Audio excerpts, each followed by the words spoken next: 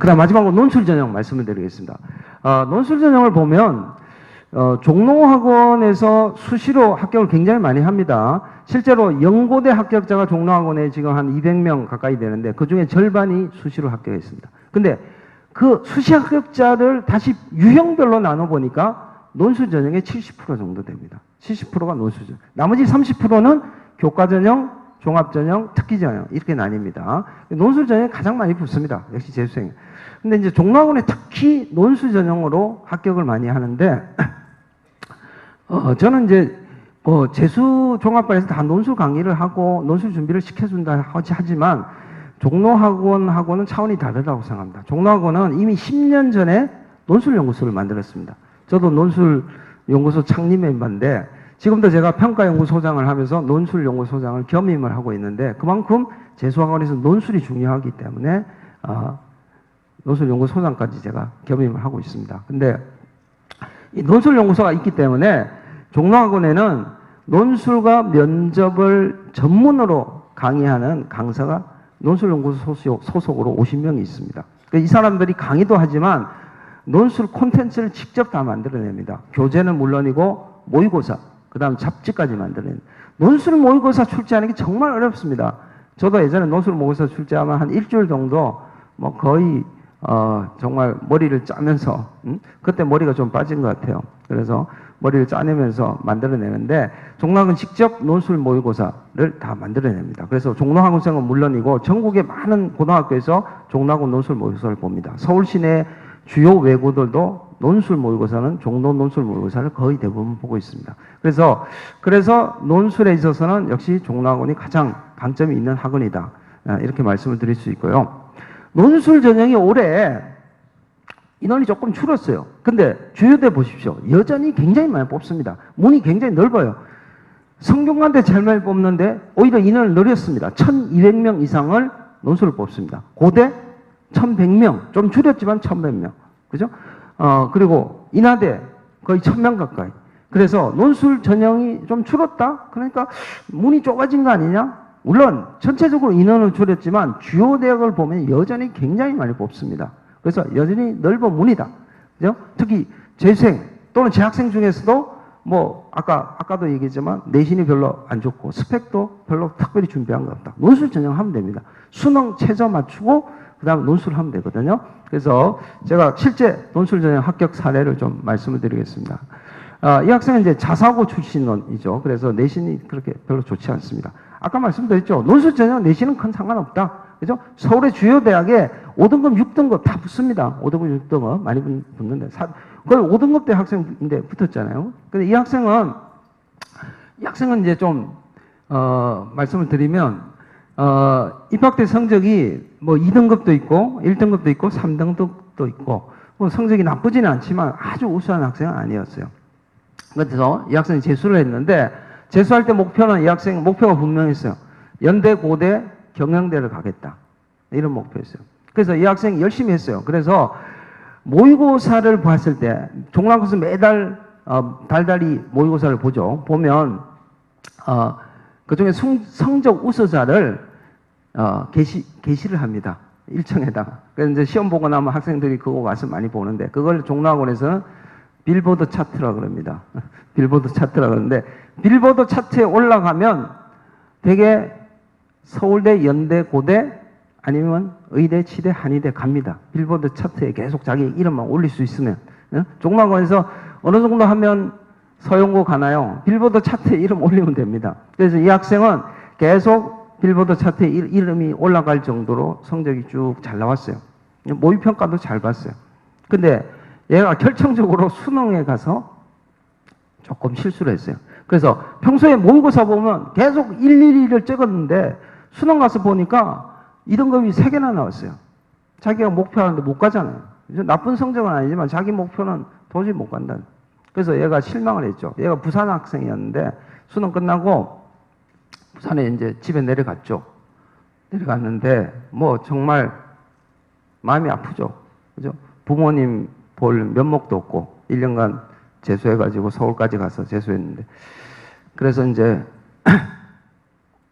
해운대 바닷가에 가서 착잡한 마음으로 정말 뛰어들고 싶었다 그래요. 어?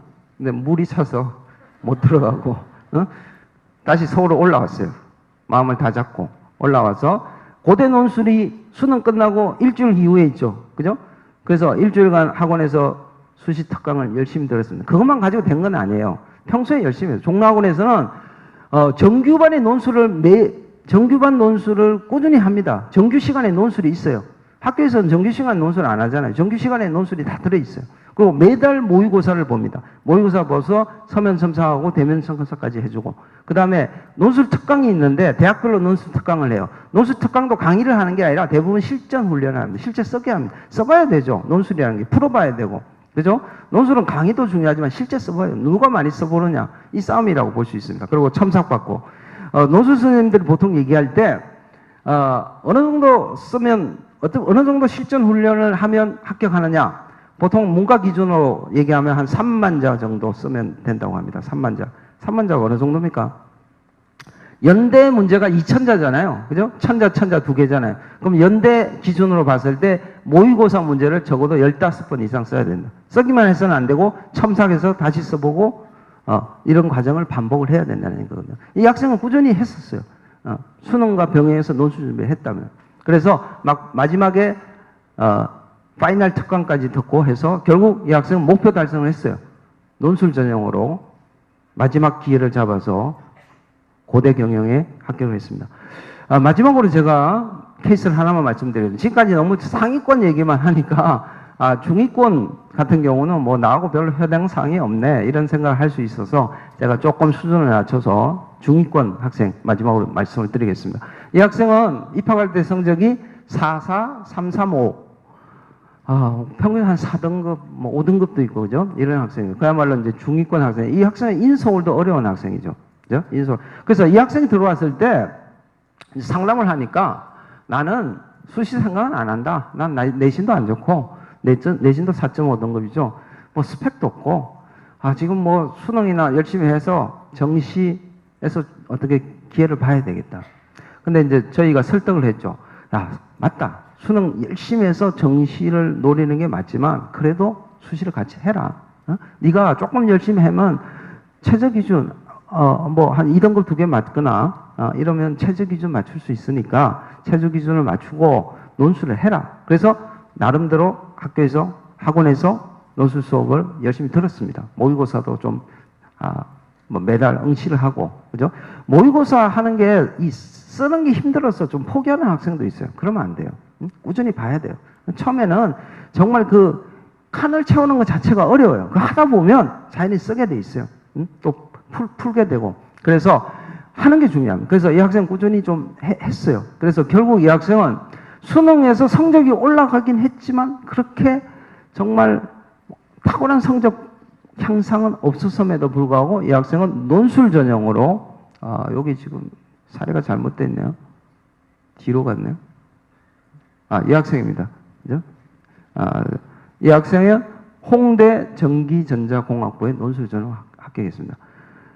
홍대 홍대가 최저 기준이 어떻게 됩니까? 혹시 아세요? 2등급 1개 있으면 됩니다.